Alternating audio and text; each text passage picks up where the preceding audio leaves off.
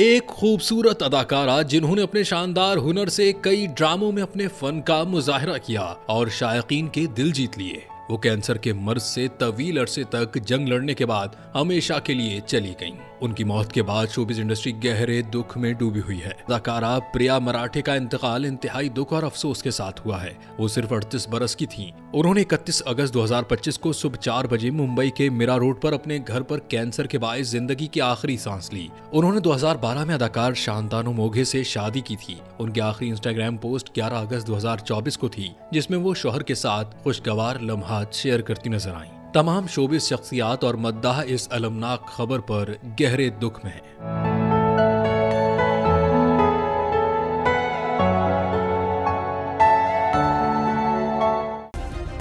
Subscribe करें और bell दबाएं ताकि कोई खबर रह न जाए।